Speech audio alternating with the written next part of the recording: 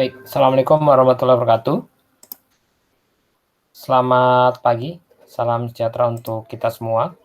Kita akan lanjutkan perkuliahan kita pada pagi hari ini ya, melanjutkan materi kita mengenai analisis dan perancangan sistem informasi, di mana di pekan yang lalu kita sudah membahas tentang spesifikasi proses, dan untuk di pekan ini kita akan bahas tentang perancangan antarmuka ya. Jadi perancangan antarmuka ini adalah hampir di bagian akhir ya, kaitannya dengan pembuatan sebuah sistem informasi ya, di mana ini yang akan berhubungan langsung dengan penggunanya ya.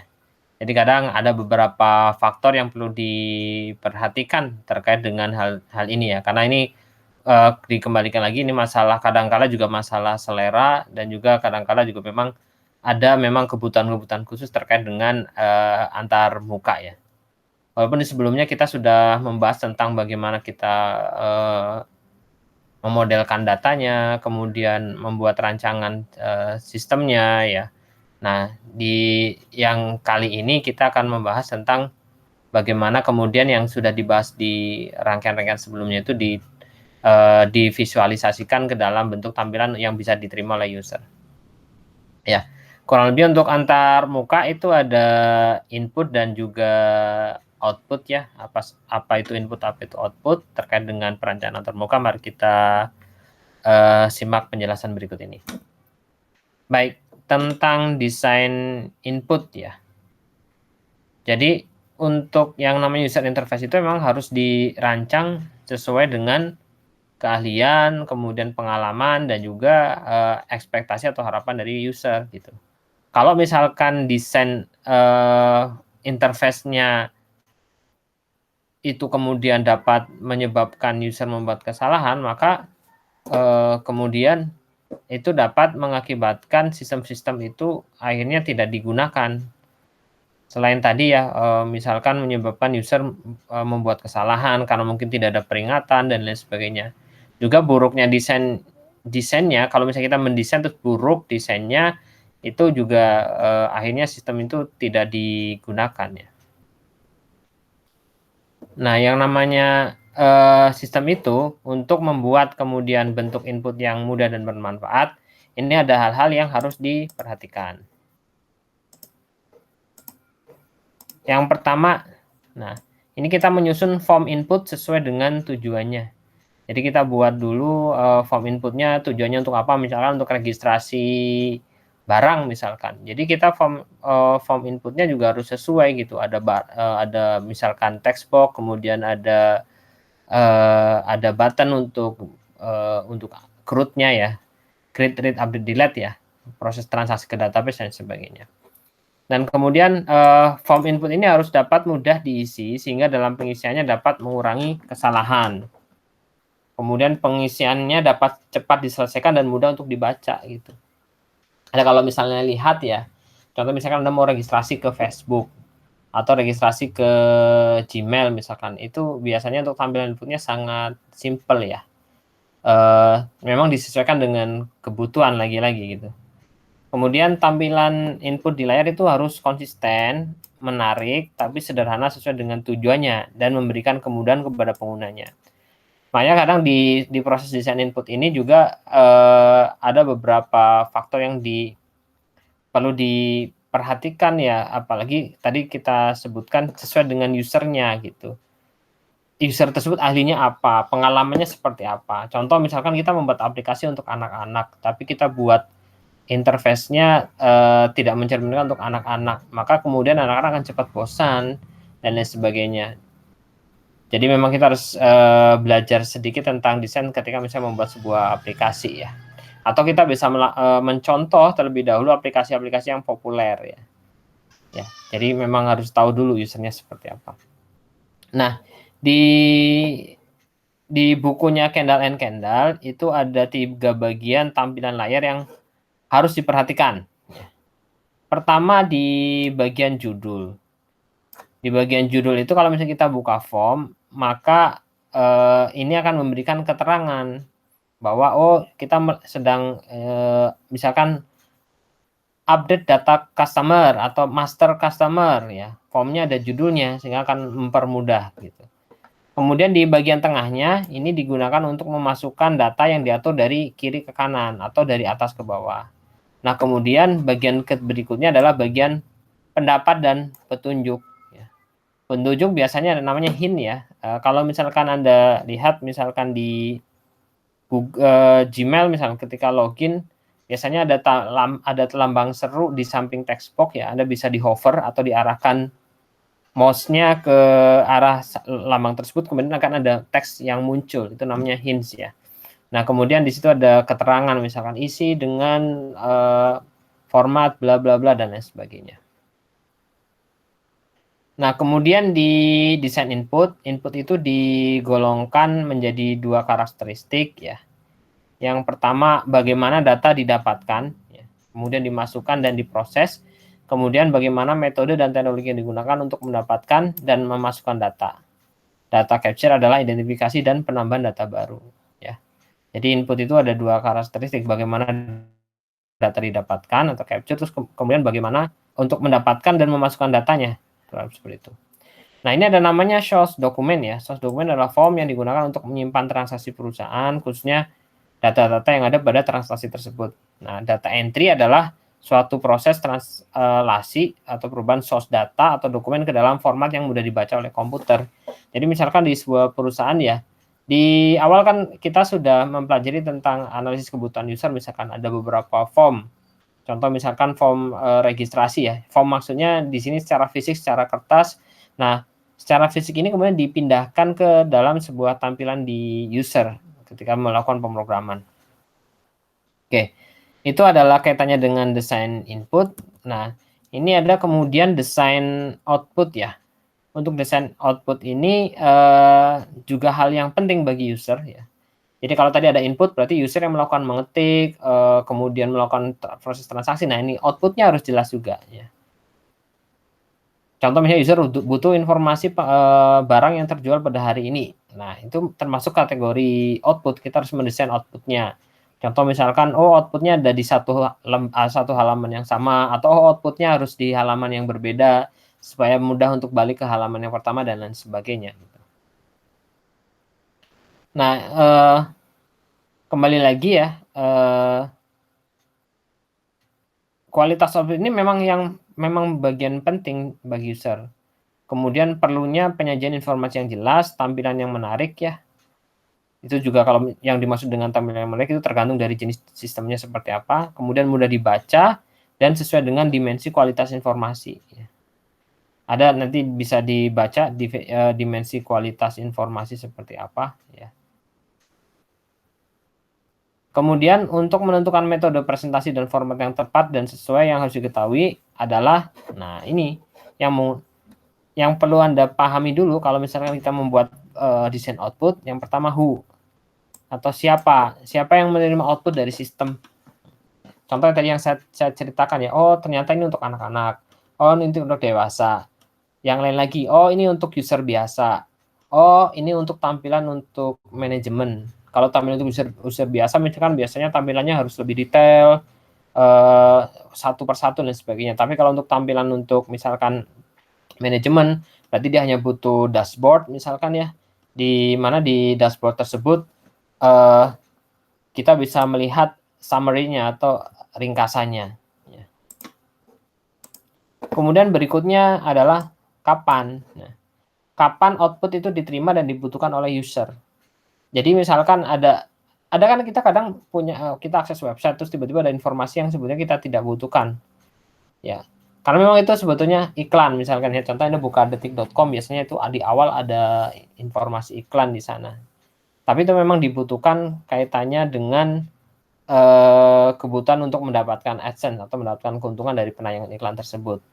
Jadi kita bisa tahu misalkan kita mau menampilkan iklan ya di halaman website kita. Maka kita letakkan di mana? Letakkannya kita di awal ketika misalnya berita itu diklik ya. Dan seterusnya. Atau juga misalkan gini.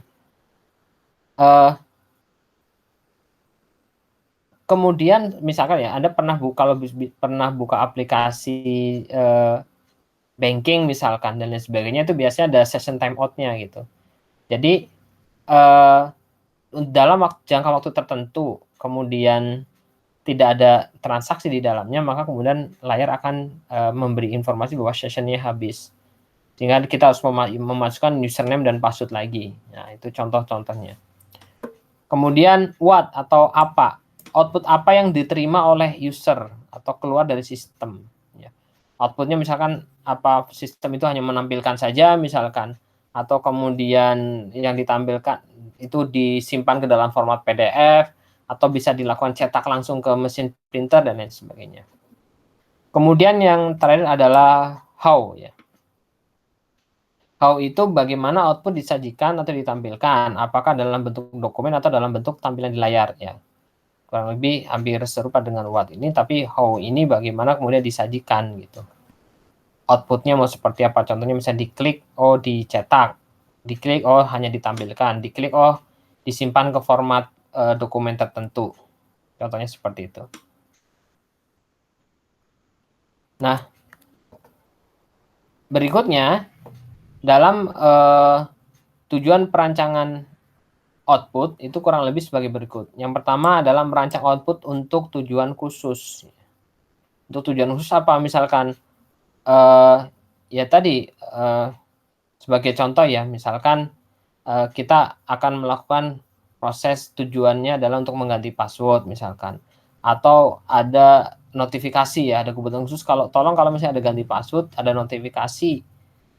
notifikasi bahwa password minimal karakternya sekian dan lain sebagainya, itu ada tujuan khususnya. Kemudian membuat output itu harus bermanfaat bagi para pengguna. Jadi output yang bermanfaat seperti apa sih gitu.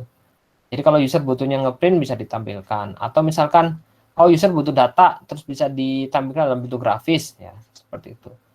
Kemudian mengirim jumlah output yang tepat. Jadi kalau ngeprint contoh misalkan dokumen tersebut dia ingin ditampilkan ya hanya bagian tertentu. Jadi yang ditampilkan ya bagian tertentu saja, tidak keseluruhan. Jangan sampai itu terjadi kesalahan. Kemudian distribusi output yang tepat. Kemudian selain itu juga tepat waktu dan metode output yang efektif seperti apa.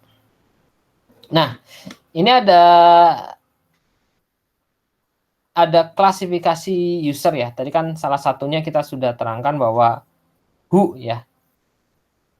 Jadi antar muka itu yang paling penting itu adalah dari sisi usernya ya. Ada tingkatannya kan tadi berdasarkan tingkatan skill atau pengalaman dari user. Nah, ini ada klasifikasi user ya, yang pengguna user. Yang pertama, dedicated or skilled keyboard user. Nah, kalau yang ini, jadi orang-orang ini tuh dia melibatkan penggunaan keyboard atau perangkat entry data.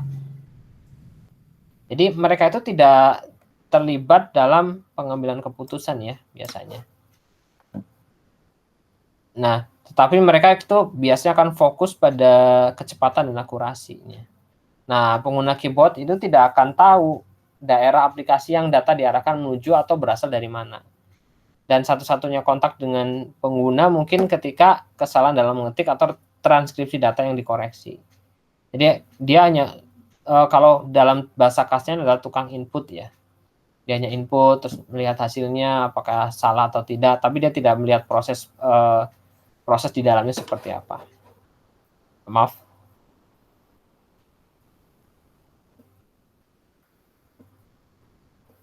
Selanjutnya adalah semi-dedicated user. Nah, semi-dedicated user ini adalah user yang membutuhkan sistem untuk melakukan pekerjaan mereka sebagai sarana untuk memasukkan dan memperbarui data. Nah, tetapi user ini itu terlibat dalam pengambilan keputusan dan juga komunikasi dengan pelanggan. Ya. Nah, aplikasi yang dipakai oleh user ini tuh biasanya lebih luas dibandingkan dengan dedicated user ya. Sehingga fungsionalitas yang dibutuhkan oleh user tipe ini ya, yang semi dedicated itu akan lebih besar. Nah, desain untuk kategori pengguna ini ya, untuk semi dedicated user ini akan sering membutuhkan latihan dan kemudian experience user interface. Ya. biasanya mereka apa ya, ada misalkan untuk kalau karena dia banyak aplikasi yang digunakan, biasanya dia menggunakan ada shortcut, dia buat shortcut ya. Karena biasanya kadang aplikasi itu deep ya, lebih dalam lagi. Dan akan menjadi terbiasa dengan sistem dan dapat memaksimalkan seluruh pekerjaannya kalau misalkan kemudian ditambahkan link ke dalam apa-apa yang mereka sering kerjakan. Berikutnya adalah casual or infrequent user. Nah, ini user yang tidak setiap saat menggunakan sistem. Contoh misalkan ya, kalau misalkan kita ada sistem pelaporan pajak, contohnya itu yang e-filing ya, itu dia digunakan hanya setiap tahun ya untuk melaporkan pajak. Oleh karena itu kemudian interaksinya itu harus dirancang dengan lebih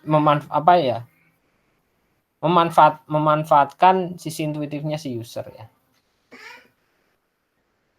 Nah, biasanya kalau misalnya jenis user ini yang infrequent itu kadang kan kalau namanya jaraknya sudah lama ya, pakainya hanya 1 tahun sekali, berarti dia harus benar-benar diberikan informasi. Diberikan informasi, kejelasan ya. Karena apa? Karena takut lupa. Kadang-kadang pasti biasa udah 1 tahun lupa. Berbeda dengan nomor 1 dan 2 ya. Yang nomor 1 semakin sering dia menggunakan, nomor 2 agak lebih sering, agak lebih tidak sering dibanding nomor 1. Yang nomor 3 memang user-user yang menggunakan aplikasinya itu dalam jangka waktu yang lama. Contoh yang tadi saya sebutkan ya, ISPT. Oke. Nah, ini ada banyak desain output yang perlu diperhatikan ya. Sebetulnya ada 4 faktor ya. Mungkin bisa saya bacakan. Yang pertama adalah output dari komputer itu harus mudah dibaca dan diinterpretasikan. Ya. Kemudian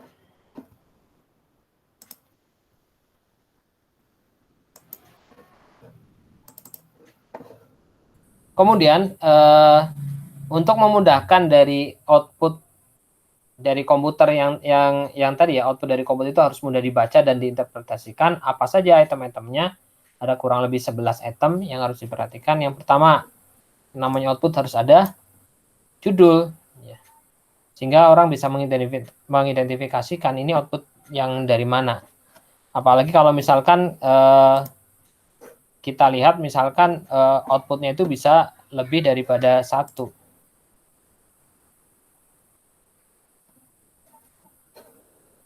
Oke.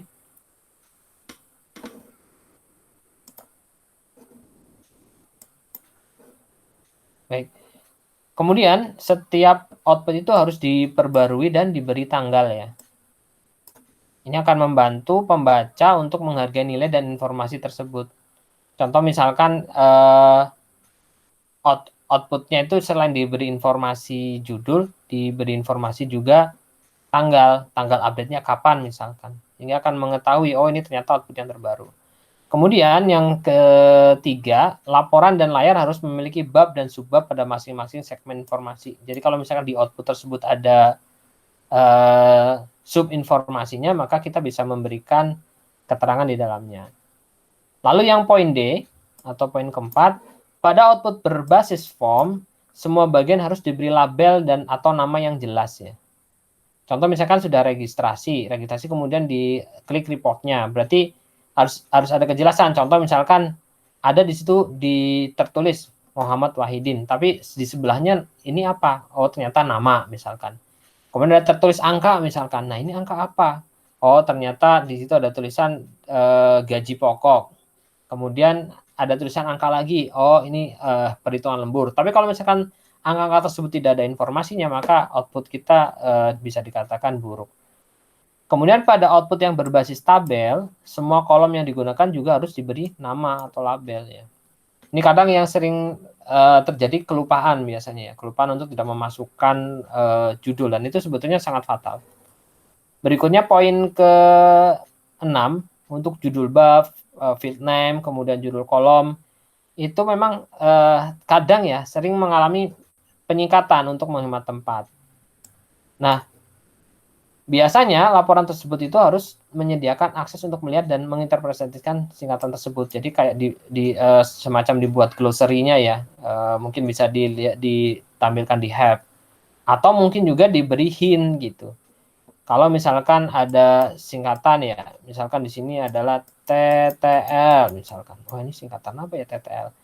Nah, di kolomnya biasanya kita ada masukkan hint, ada huruf I. Nah, begitu si mouse-nya di hover atau diarahkan ke huruf atau I, ini I itu artinya informasi, maka nanti akan keluar informasi tempat, tanggal lahir misalnya.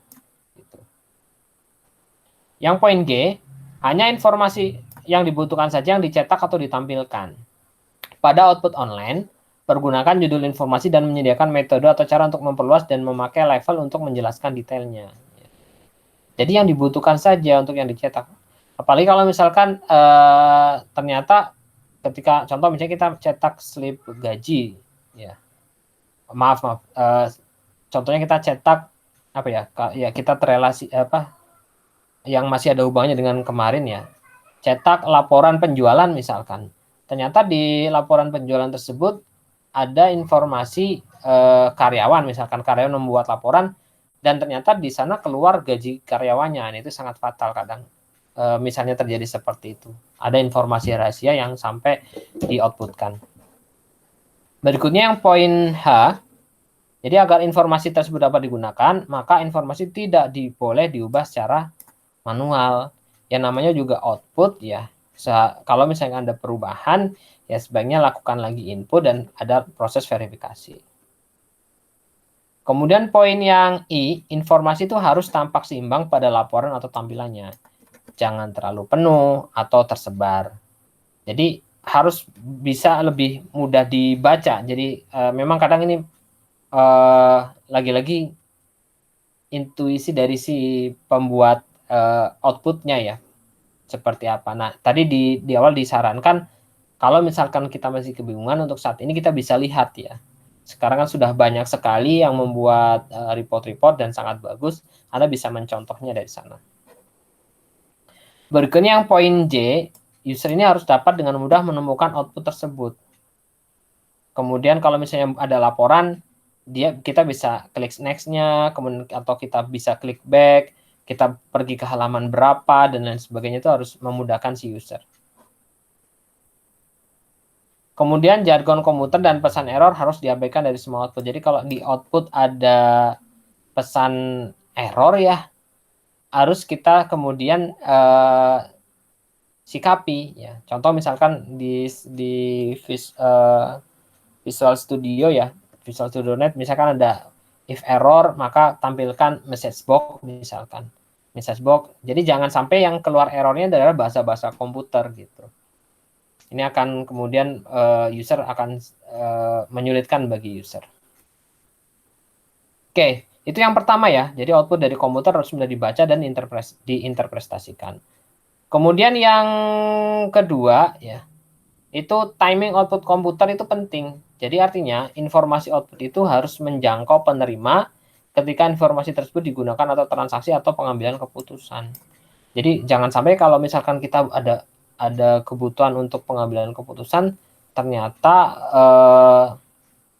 itu proses misalkan proses pembuatan reportingnya butuh waktu yang cukup lama ya, karena misalkan kita terlalu mengquery terlalu banyak ya, padahal yang dibutuhkan hanya bagian-bagian kecil saja. Berikutnya yang ketiga itu adalah distribusi atau akses ke output itu harus mencukupi untuk membantu seluruh pengguna sistem yang relevan. Dan yang keempat, output dari komputer atau output dari sistem informasi yang kita buat harus mudah diterima oleh pengguna sistem yang akan menerima output. Nah, sebuah desain output itu bisa memiliki informasi yang dibutuhkan, namun belum tentu dapat diterima oleh pengguna sistem. Nah, makanya kemudian untuk menerima tersebut, si sistem analis itu harus mengerti apa rencana pengguna sistem terhadap output. Hal ini bisa dilihatkan, kita flashback lagi ke analisis kebutuhan pengguna seperti apa. Nah, biasanya ketika kita bisa membuat interface-nya, itu kita akan mendiskusikannya dengan pengguna. Ini seperti apa? Ini sudah sesuai dengan kebutuhan atau tidak, dan lain sebagainya. Nah, pada saat mempertimbangkan perangkat output ya, perangkat output artinya yang tadi itu ada dua alternatif utama. Yang pertama adalah printing, ya, menggunakan berbagai jenis printer atau menampilkan informasi di layar.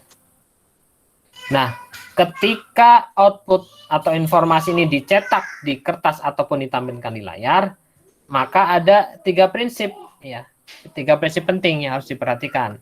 Yang pertama, konten tetap sederhana. Bagaimana kemudian konten bisa tetap sederhana? Jadi itu bisa dicapai dengan menunjukkan bahwa informasi atau yang dibutuhkan oleh pengguna saja. Ya. Jadi kita tunjukkan bahwa yang di informasi itu hanya yang dibutuhkan, yang dikeluarkan informasi itu hanya yang dibutuhkan saja oleh pengguna. Nah, si desainer itu dapat kadangkala ya, ketika kita membuat user interface itu tergoda untuk memasukkan informasi yang ada di laporan, semuanya dimasukin, padahal sebetulnya tidak dibutuhkan oleh user, sehingga kontennya tidak sederhana. Makanya apalagi kalau misalkan hubungannya dengan kertas misalkan, harusnya bisa 1 halaman, ternyata bisa sampai 2 halaman. Itu kan juga pemborosan, karena kontennya tidak sederhana. Berikutnya, memastikan bahwa halaman atau layar rapi dan mudah dibaca. Kenapa? Karena seringkali laporan-laporan itu desainnya buruk gitu ya, berdesakan di dalam 1 halaman, karena untuk ngejar tadi ya, kebutuhan informasi ya.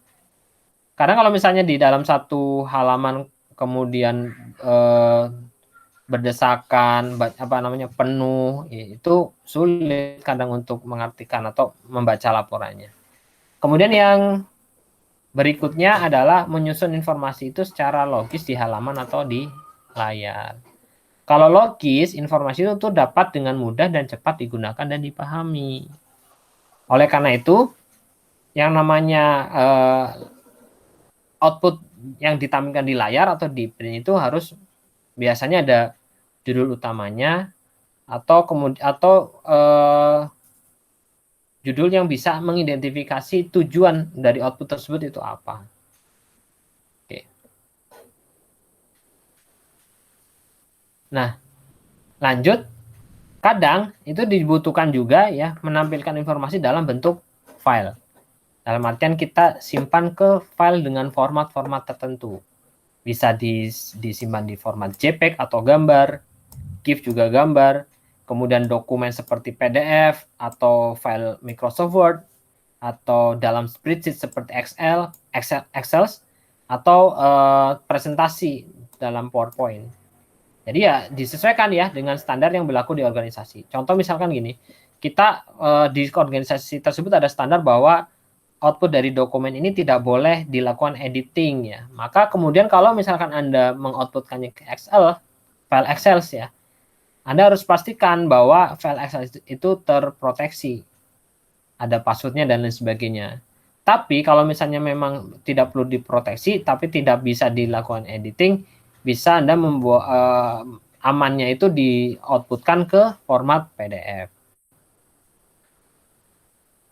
Nah, kaitannya dengan merancang output, jadi output laporan ya, baik itu dicetak atau kemudian secara file atau ditampilkan di layar saja. Di bukunya Kendall itu ada 3 kategori ya, 3 kategori laporan. Yang pertama laporan detail atau mendetail. Jadi laporan itu dia mendetail, mencetak 1 baris laporan untuk setiap record pada file master. Laporan mendetail ini contohnya digunakan untuk mengirim surat kepada para pelanggan, mengirim laporan nilai mahasiswa, mencetak katalog. Terus ada juga misalkan kalau kita ada pelanggan GSM pasca bayar misalkan, berarti nanti si user akan mendapatkan billing ya, billing penggunaannya dia selama 1 bulan, detailnya seperti apa. Atau misalkan kita ingin mencetak rekening koran ya, kita ke bank terus kita lihat transaksi kita selama 1 bulan seperti apa dicetak ke dalam laporan. Itu biasanya laporannya harus mendetail karena memang user membutuhkan itu, dia harus bisa tahu transaksi di tanggal berapa, dan lain sebagainya. Apalagi kalau sifatnya untuk kebutuhan investigasi, itu biasanya harus lebih mendetail lagi. Kemudian exception atau pengecualian. Nah, kalau untuk laporan pengecualian itu, dia akan mencetak satu baris untuk semua record yang mencocokkan suatu kondisi seperti buku mana yang terlambat dikembalikan ke perpustakaan ya. Jadi contoh misalkan ini buku mana yang terlambat dikembalikan ke perpustakaan. Kemudian mahasiswa mana yang nilai IPK-nya lebih kecil dari 3. Ya. Jadi itu tidak seluruhan datanya. Contoh misalnya tadi saya juga sampaikan ada detail transaksi telepon selama 1 bulan. Oh, saya butuh informasi detail transaksi panggilan ke luar negeri misalkan. Jadi itu namanya di report yang exception, pengecualian. Jadi yang ditampilkan hanya yang sesuai dengan kebutuhan saja. Jadi tidak ditampilkan semuanya. Nah, kemudian yang terakhir adalah summary atau ringkasan. Ringkasan ini, laporan ringkasan ini dia akan cetak satu baris untuk suatu kelompok record dan digunakan untuk membuat keputusan. Ya. Contoh misalkan ya tadi kita lihat ya ringkasannya. Contohnya di laporan penggunaan telepon misalkan. Di situ kita akan terlihat summary-nya. SLI berapa rupiah? Kemudian sambungan SLJJ-nya berapa misalkan. Kemudian paket datanya berapa? Top up paket datanya berapa? Sehingga bisa untuk mengambil keputusan yang harus dilakukan di bulan berikutnya seperti apa. Ya, itu jadi kalau misalnya dalam merancang output kita harus tahu pasti outputnya mau seperti apa, mau yang mendetailkah, mau yang detail tapi hanya item tertentu yang dikeluarkan, atau yang hanya ringkasannya saja. Ya, kembali lagi di dalam perancangan laporan itu tadi perlu diperhatikan adalah hasil cetakannya seperti apa, ukuran kertasnya, estetika, tampilan tulisan dan informasinya harus konstan, ya. Jadi harus dipastikan tampilannya lebih bisa dibaca dan sebagainya. Kemudian output di layar dispesifikasikan untuk para pengguna itu biasanya harus lebih fleksibel. Terkadang dapat diubah tampilannya ya saat interaksi langsung. Apalagi kalau sekarang ada laporan itu ada namanya aplikasi namanya dashboard ya. Dashboard itu user bisa menyesuaikan, oh yang mau tampil di kiri itu adalah tabel mengenai penjualan, yang mau ditampilkan di kanan adalah misalkan detail barang yang penjualannya minim dan seterusnya. Jadi bisa diserahkan kemudian pada user. Nah, di materi kita ini dalam melakukan perancangan antar muka itu ada disertakan tabel ya, tabel untuk setiap form. Jadi setiap satu tampilan report ya, itu kita buat desainnya. Jadi misalkan gini. Ini tidak hanya output juga ya, output dan input. Mohon maaf saya koreksi. Ini adalah output saja ya. Jadi kalau misalkan di sini ada elemen form atau report, ada ID form. Deskripsi elemennya seperti apa? Oh, ini ID form ini adalah nomor atau kode atau label yang digunakan untuk mengidentifikasikan atau mengelompokkan form atau report. Judulnya apa? Tujuannya untuk apa? Usernya atau yang menggunakan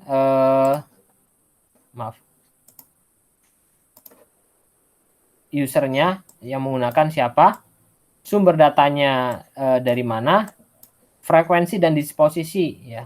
Contoh misalkan dia sering diakses seberapa kali dan lain sebagainya.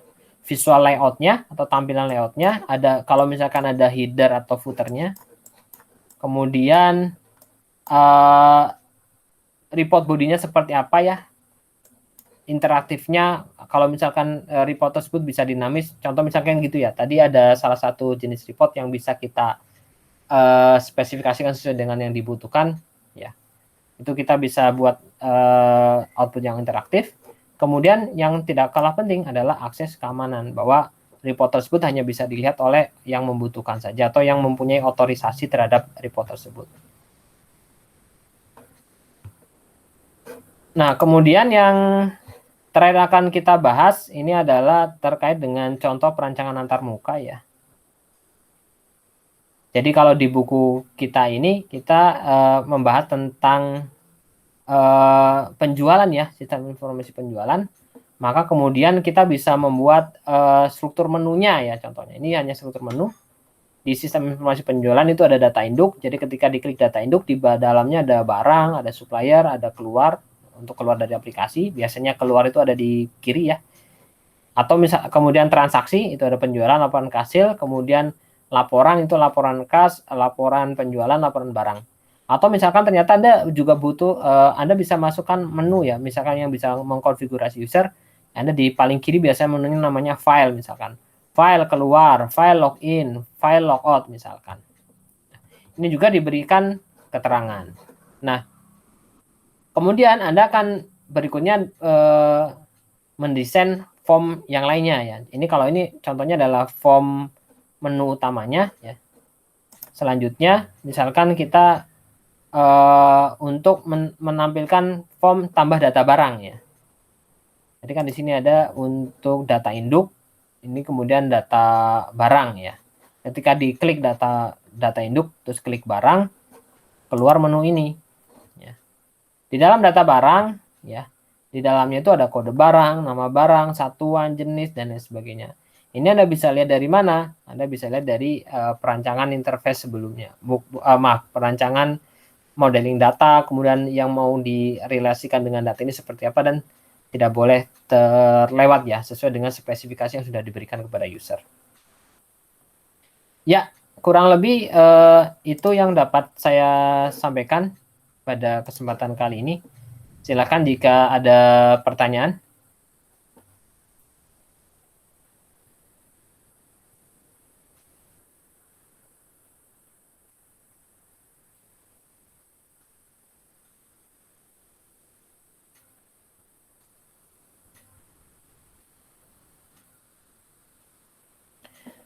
Baik, kalau tidak ada pertanyaan, saya akhiri pertemuan kita pada pagi hari ini. Mohon maaf apabila dalam penyampaiannya banyak kesalahan. Saya tutup. Bila taufik wal hidayah. Assalamualaikum warahmatullahi wabarakatuh. Waalaikumsalam warahmatullahi wabarakatuh. Terima kasih, Pak. Terima kasih. Terima kasih juga, Pak.